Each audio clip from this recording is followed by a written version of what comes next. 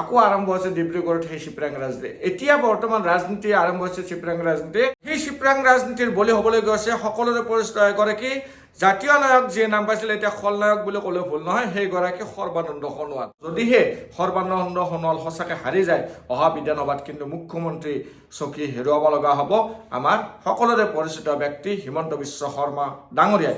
Hello' হাই নমস্কাৰ, মানে মোৰ ইউটিউবৰ ৰাইজ, আপোনালোকে চাই আছে এমৰামান ব্লগছ। আপোনালোকে গম পায়নে অসমৰ ৰাজনীতিত বঁটা বলিছে এটা ঘাইকৈ শব্দৰে। সেই শব্দটো কি জানে? চিপৰাং ৰাজনীতি। আচলতে চিপৰাং ৰাজনীতি যে আৰম্ভ হ'ল এয়াই প্ৰথম নহয়। অসমত ইয়াৰ আগতো চিপৰাং ৰাজনীতি আৰম্ভ হৈছিলে। আপোনালোকৰ নিশ্চয় মনত আছে প্ৰয়াত তৰুণ গগৈ ডাঙৰীয়াৰ কথা। তৰুণ গগৈ যেতিয়া চিফ মিনিষ্টাৰ আছিলে তেতিয়া এটা চিপৰাং ৰাজনীতি অসমত পোনপ্ৰথমে আৱিৰ্ভাৱ হৈছিলে। ক'ত জানেনে আপোনালোকে? যদি নাজানে বা আপোনালোকক মনত পেলাই দিছোঁ, সেইটো হৈছিল ধৰ্মপুৰত।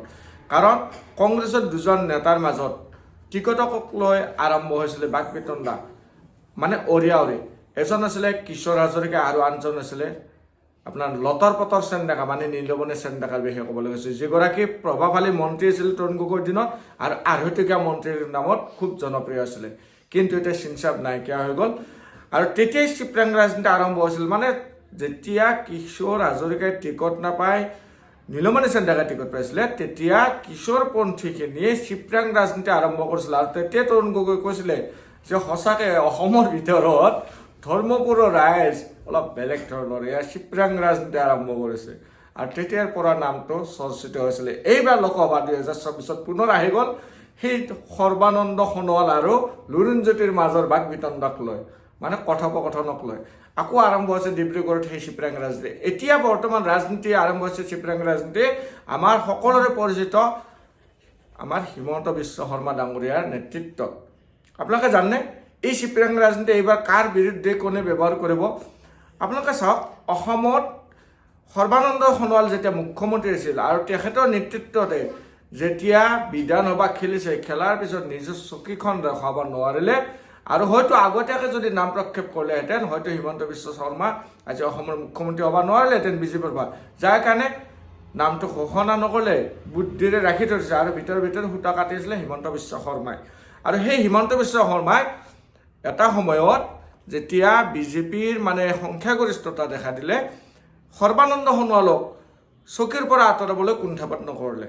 আৰু অসমৰ ৰাইজে কিন্তু হিমন্ত বিশ্ব শৰ্মাৰ ইমেজ চাই ভোট দিয়া নাছিলে, একমাত্ৰ সৰ্বানন্দ সোণোৱালৰ ইমেজ চাইহে ভোট দিছিলে। অপ্ৰিয় হ'লেও কথাষাৰ সত্য। কিন্তু এতিয়া সেই হিমন্ত বিশ্ব শৰ্মা আৰু সৰ্বানন্দৰ মাজত সদায় আমাৰ বৌদ্ধিক মহলত এটা কথা আলোচনা হৈ থাকে যে অহা বিধানসভাৰ আগমুহূৰ্তত সৰ্বানন্দক পুনৰবাৰ প্ৰক্ষেপ কৰিব নেকি, অৰ্থাৎ পুনৰবাৰ চকীত বহাব নেকি মুখ্যমন্ত্ৰী আসনত। সেই ভয়ে যেন ক'ৰবাত খেদি পৰিছে আমাৰ হিমন্ত বিশ্ব শৰ্মা ডাঙৰক। আৰু সেইকাৰণে হিমন্ত বিশ্ব শৰ্মাই এতিয়া খেল আৰম্ভ কৰিছে চিপৰাং ৰাজনীতিত। আৰু সেই চিপৰাং ৰাজনীতিৰ বলি হ'বলৈ গৈছে সকলোৰে পৰিচিত এগৰাকী জাতীয় নায়ক, যিয়ে নাম পাইছিলে এতিয়া খলনায়ক বুলি ক'লেও ভুল নহয়, সেইগৰাকী সৰ্বানন্দ সোণোৱাল। এইবাৰ যেন এনেকুৱা আৰম্ভ হৈছে যে ডিব্ৰুগড়ৰ পৰা পুনৰবাৰ তেওঁ চিপৰাং ৰাজনীতিৰ বলি হৈ হাৰিবলৈ গৈ আছে। আৰু তাত পুনৰ উত্থান ঘটিব পাৰে লুৰিণজ্যোতি গগৈৰ। এতিয়া চিপৰাং ৰাজনীতি আৰম্ভ হোৱাৰ কাৰণটোনো কি? এতিয়া চাওক, আপোনালোকে জানে সদায় চৰ্চিত হৈ আছে হিমন্ত বিশ্ব শৰ্মা ডাঙৰীয়াৰ উজ্জ্বল ভৱিষ্যত। আৰু সেই হিমন্ত বিশ্ব শৰ্মাৰ উজ্জ্বল ভৱিষ্যতটো কিছুমান পক্ষই মানে হাম কটাবৰ কাৰণে সৰ্বানন্দ সোণোৱালক যেন পুনৰবাৰ ৰাজ্যৰ ৰাজনীতিত আনিব চাই আছে, মুখ্যমন্ত্ৰীৰ পদত অধিষ্ঠিত কৰি ইতিমধ্যে কেন্দ্ৰত হেঁচা প্ৰয়োগ কৰি আছে। কিন্তু হিমন্ত বিশ্ব শৰ্মা কম মানুহ নহয় যে ইমান সহজে এৰি দিব, তেনেকুৱা নাই। সেইকাৰণে কি কৰিছে, এইবাৰ অসমৰ ৰাইজৰ গণভিত্তি নাইকিয়া কৰাবলৈ সৰ্বানন্দ সোণোৱালক যেন ডিব্ৰুগড়ত থলথেকত পেলাবলৈ ওলাইছে। কোনো এজন বিধায়কে সংগ নিদিয়া আছে ডিব্ৰুগড়ত সৰ্বানন্দ সোণোৱালক। আৰু সৰ্বানন্দ সোণোৱাল যে হাৰিব এইটো তাৰ প্ৰমাণ হ'বলৈ গৈ আছে। আৰু চিপৰাং ৰাজনীতি পুনৰ আৰম্ভ হ'ল ডিব্ৰুগড়ত।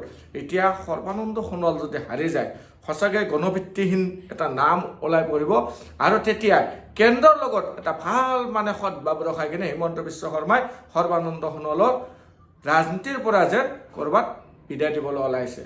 আকৌ সেই হিমন্ত বিশ্ব শৰ্মা ডাঙৰীয়াৰ বুদ্ধিত যেন অসমৰ পৰা নাইকিয়া হ'ব জাতীয় নায়কৰ নাম, অৰ্থাৎ এতিয়া যেন খলনায়ক হ'বলৈ ক'ৰবাত গৈ আছে। সেয়েহে অসমৰ ৰাজনীতিত এতিয়া লাহে লাহে হাম কাটিছে সৰ্বানন্দ সোণোৱালক আৰু ইতিমধ্যে বিৰোধী ঐক্য মঞ্চও আলোচনা কৰিছে যে যিগৰাকী প্ৰাৰ্থীয়ে নিজৰ চকীখন নিজৰ গাড়ীটো সুৰক্ষিত কৰিব নোৱাৰে সেইগৰাকী মুখ্যমন্ত্ৰী জাতিৰ ভৱিষ্যত বা অসমৰ ভৱিষ্যত কি চিন্তা কৰিব যিগৰাকী অকল স্বাৰ্থত চলাৰ নিচিনা অনুমান হয় সঁচাকৈ স্বাৰ্থত চলাৰ নিচিনা কাৰণ তেখেতক যিহেতু অসমৰ ৰাজনীতিৰ পৰা বিদায় দিয়াৰ পিছত তেখেতে কি কৰিলে অসমৰ কাৰণে কিবা মাত মাতিছে জানো তেখেতে অসমত কৈছিলে যে আমি এইটো কৰিম সেইটো কৰিম অসমৰ স্বাভিমান মেইনটেইন কৰি ৰাখিম কিন্তু অসমৰ স্বাভিমান কি কৰিলে তেখেতৰ কাৰ্যকালতে কেম্প বলবৎ হোৱা নাছিল জানো আৰু এতিয়া কাৰ্যকৰী হ'ল আৰু সেইকাৰণে কৈছে যে অসমৰ ৰাইজে সৰ্বানন্দ সোণোৱালক এতিয়া চিপৰাং মাৰিবলৈ ডিব্ৰুগড় ৰাইজে যেন ক'ৰবাত পিছ হুকি থকা নাই আৰু এই হ'ল সোণালী সুযোগ আৰু এই সোণালী সুযোগত যদি সঁচাকৈ এটা শিক্ষা দিব পাৰে তেনেকুৱা ব্যক্তিক অকল সৰ্বানন্দ সোণোৱাল বুলি নহয় যিকোনো ব্যক্তিক তেতিয়াহ'লে অসমৰ ৰাজনীতি হয়তো ভৱিষ্যতলৈ আৰু সুদৃঢ়ভাৱে বা দৃঢ় প্ৰকল্পৰে আগুৱাই যোৱাত সহায় হ'ব বুলি মই ভাবোঁ ব্যক্তিগতভাৱে এতিয়া কথা হ'ল যদিহে সৰ্বানন্দ সোণোৱাল হাৰি নাম নিশ্চিহ্ন হৈ যায় অসমৰ ৰাজনীতিৰ পৰা তেন্তে অহা যি ইলেকশ্যন আহিছে বিধানসভা সেই বিধানসভাত পুনৰবাৰ মুখ্যমন্ত্ৰী হ'ব পাৰিবনে হিমন্ত বিশ্ব শৰ্মাই মই ব্যক্তিগতভাৱে ভাবোঁ যে নোৱাৰে এই ভুল যেন ক'ৰবাত নিজকে কৰিবলৈ গৈ আছে হিমন্ত বিশ্ব শৰ্মা ডাঙৰীয়াই আওপকীয়াকৈ কাৰণ এতিয়া তেখেতৰ MLA বিলাকে সংগ নিদিয়া হৈছে সৰ্বানন্দ সোণোৱালক আৰু অসমৰ ঘাইকৈ উজনি অসমৰ জনসাধাৰণে লক্ষ্য কৰি আছে যে হিমন্ত বিশ্ব শৰ্মা ডাঙৰীয়াই ৰাজনীতিত কিমান সাঁতুৰিব পাৰে চাই লওক আৰু যেনেকুৱা আজি সৰ্বানন্দ সোণোৱালৰ পাখি কাটিবলৈ গৈ আছে চিপৰাং ৰাজনীতিৰ মাধ্যমেৰে ঠিক তেনেকুৱাকৈ জনসাধাৰণে যেন অহা